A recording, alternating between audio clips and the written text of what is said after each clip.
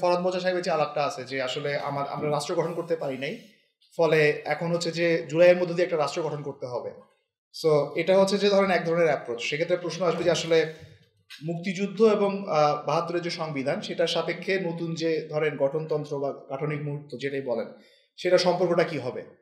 তো তাহলে প্রশ্নটা আমার মনে হয় এই জায়গাতে আসবে আলটিমেটলি যে আসলে আপনার যেই জনগণ বা যেই গণ হচ্ছে যে অভ্যুত্থানটা করছে তাদের আকাঙ্ক্ষাটা আসলে নতুন রাষ্ট্র গঠনের কিনা, অর্থাৎ রাষ্ট্র যেটা বলা হচ্ছে যে গঠিত হয় নাই সেটা এখন নতুন করে রাষ্ট্র গঠন করতে হবে কিনা, এটা মনে হয় একটা মেজর প্রশ্ন। সেটার সাপেক্ষে আমরা বিবেচনা করতে পারি যে ৭২-এর যে সংবিধান বা আপনার মুক্তিযুদ্ধ সেটার সাথে জুলাইয়ের সম্পর্কটা কি।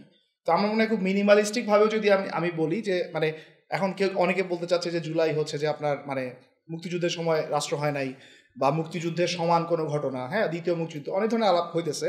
আমার যেটা মনে হয় যে অ্যাটলিস্ট মিনিমালিস্টিক ভাবে এটা ধরেন একটা জাতীয় গণতান্ত্রিক একটা ঘটনা, জাতীয় গণতান্ত্রিক ঘটনা, এটার একটা জাতীয় ডাইমেনশনও আছে, বা আপনি জনগোষ্ঠী বলেন যেটাই বলেন, আরেকটা হচ্ছে এটা একটা গণতান্ত্রিক ঘটনা। আর দ্বিতীয় যে জায়গাটা সেটা আমার মনে হয় যেটা ধরেন তুহিন খান থেকে শুরু করে অনেক আলাদা আসতেছে, সেটা হচ্ছে যে ধরেন লিগালিটি এবং রাজনীতি। তো ধরেন এখানে আমার মনে হয় এইটুকু আমরা বলতে পারি যে যখন এই গাঠনিক ঘটনা বা রোহন ভাই যেটা বলতেছে যে গাঠনিক মুহূর্ত আসছে, তো সেখানে আসলে পুরানো যে রাজনৈতিক যে পরিসর ছিল, মানে একটা গণঅভ্যুত্থানের মধ্য দিয়ে এইটা অন্তত ঘটে যে পুরানো রাজনৈতিক যে পরিসর সেটার একটা অবসান ঘটে। সেটা আগের গঠনতন্ত্র বা আগের রাষ্ট্রের কন্টিনিউটি হোক বা ব্রেক হোক, পুরানো রাজনৈতিক পরিসরটার অবসান ঘটে এবং নতুন একটা রাজনৈতিক পরিসর তৈরি হওয়ার শর্তটা তৈরি হয়। এবং এই নতুন যে রাজনৈতিক পরিসরটা তৈরি হবে সেটার ভিত্তিটা হচ্ছে যে এই প্রোক্লেমেশন বলেন বা ঘোষণাপত্র যেটাই বলেন।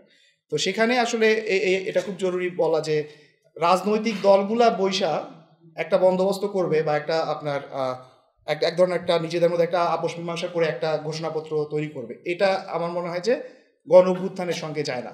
বরং কারণ রাজনৈতিক যে দলগুলো আছে আগে থেকে, যে পুরানো রাজনৈতিক পরিসরে যে রাজনৈতিক দলগুলো থাকে সেগুলো একটা সুনির্দিষ্ট রিপ্রেজেন্টেশন অফ পিপল, বা তারা জনগণের বিভিন্ন অংশের যে রাজনৈতিক যে আকাঙ্ক্ষা সেগুলোর বিভিন্ন ধরনের গোষ্ঠীগত তারা একটা উপস্থাপন আকারে হাজির থাকে।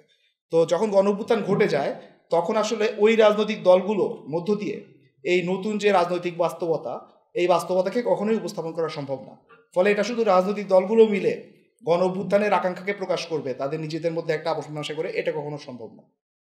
গণ অভ্যুত্থানে এই যে আপনার যে একটা ঘোষণা হবে, এই ঘোষণার ভিত্তিতে সবাইকে সেই ঘোষণার সঙ্গে একটা মানে এক ধরনের বায়াত নিতে হবে যে আমরা এই আকাঙ্ক্ষার সঙ্গে আছি কিনা।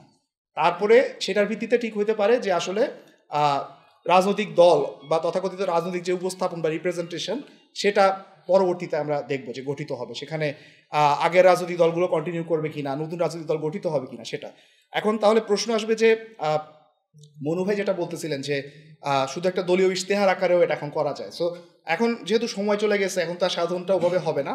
ফলে এখন যদি কেউ এভাবে ঘোষণাপত্র করতে চায় সেটা ওই মুহূর্তের অর্থাৎ 5ই আগস্টের যে গণ আকাঙ্ক্ষা যেটা, সেটার কখনোই সেটাকে রিপ্রেজেন্ট করা সম্ভব না। সেটা সেই 64 জন যদি একত্র হয়ে বা আরও সব রাজনৈতিক দলগুলোর সঙ্গে বসেও যদি করে, মানে সেটা ফর্মালি সেটা মনে হয় যে সম্ভব না। এখন সেটা একটা দলীয় ইশতেহার আকারে যে কেউ এরকম প্রস্তাবনা করতেই পারে, কিন্তু ধরেন সেটা ঠিক ওই ঘটনাটা না। এটা হচ্ছে যে আমার প্রস্তাব।